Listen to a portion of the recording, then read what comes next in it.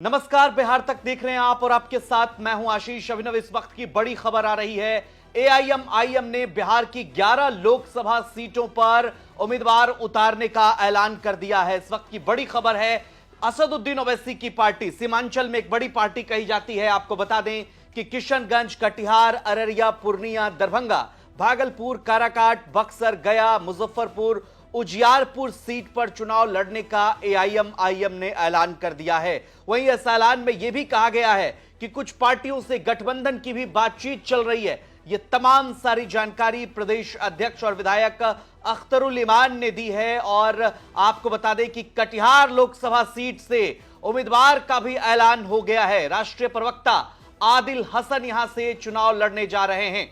क्या कुछ कहा है आपको पहले एक बार सुनवाते हैं। अख्तरुल इमान का बयान सुनिए। अभी पार्टी ने 11 स्थानों पर, जहां से काफी लोग उत्सुक हैं लड़ने के लिए, हमारे कार्यकर्ता और कई जो जिम्मेदार किस्म के लोग हैं हमारे प्रत्याशी बनने के लिए उत्सुक हैं, तो हम लोगों ने अभी 11 सीटों का अभी वो है जहां हम लोग इलेक्शन लड़ेंगे। वो सीटें हैं तो अररिया, पूर्णिया, कटिहार, किशनगंज, ये चारों जगह सीमांचल के हैं। यहाँ चारों जगह पर हम लोग अपना कैंडिडेट उतार रहे हैं।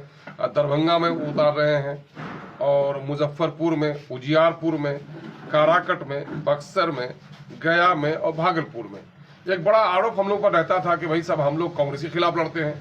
तो आप देख लेंगे ये जिन जिन चीजों का हमने जिक्र किया, चाहे उजियारपुर को देख लीजिए, काराकट को देख लीजिए, दरभंगा को देख लीजिए, हम लोग जहाँ बीजेपी, जदयू और कांग्रेस और शायद मुमकिन है कि राजद का तो कोई है नहीं, तो हम लोग ये तीनों जो हम वर्तमान में हैं उनके खिलाफ हम लोग इलेक्शन लड़ने जा रहे हैं। हमारा मामला यही है कि सेकुलर समाज बने और दलितों और अकलियतों को मान और सम्मान बने। सिर्फ सेकुलरिज्म के नाम पर इनका शोषण और दोहन होता नहीं रहे। बिहार की जो जाति आधारित गणना आई है उसने चौंका दिया है लोगों को कि इन दलितों ने और मुसलमानों ने हमेशा लोगों को वोट दिया, लेकिन उसकी हिस्सेदारी कभी नहीं तय की, जिसके नतीजे में आर्थिक, सामाजिक, शैक्षणिक और सरकारी नौकरियों में इनकी हिस्सेदारी अत्यंत कम है। जाहिर है कि दलितों और अकलियतों की इस नाइंसाफी के खिलाफ तो हमारा एक मजबूत लड़ाई लड़ना हमारे लिए जरूरी है। इस वजह से पार्टी ने फैसला किया है। सर, किन्हीं पार्टियों के साथ गठबंधन करके आप चुनाव लड़ेंगे, अकेले ही चुनाव लड़ेंगे? हमारी 1-2 पार्टी से अभी बात चल रही है और वो हमारे नेशनल प्रेसिडेंट जनाब बैरिस्टर असदुद्दीन ओवैसी साहब से हैदराबाद कई जगह के लोग गए हैं।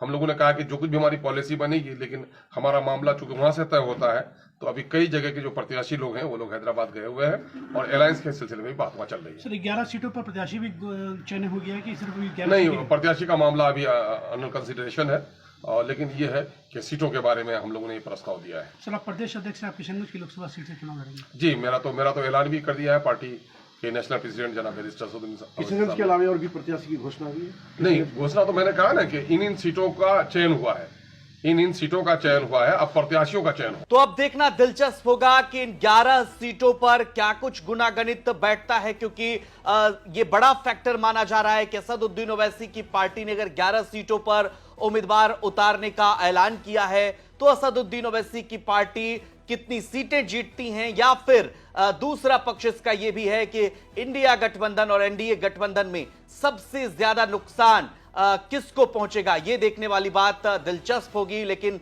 बहरहाल सबसे पहले एआईएमआईएम ने बिहार में 11 सीटों पर चुनाव लड़ने का ऐलान कर दिया है और यह अपने आप में एक बड़ी खबर है। अब देखना यह दिलचस्प होगा कि गठबंधन पर पार्टी क्या कुछ फैसला लेती है। किशनगंज से गौरव कुमार की रिपोर्ट आप देख रहे थे। तमाम खबरों के लिए आप देखते रहिए बिहार तक।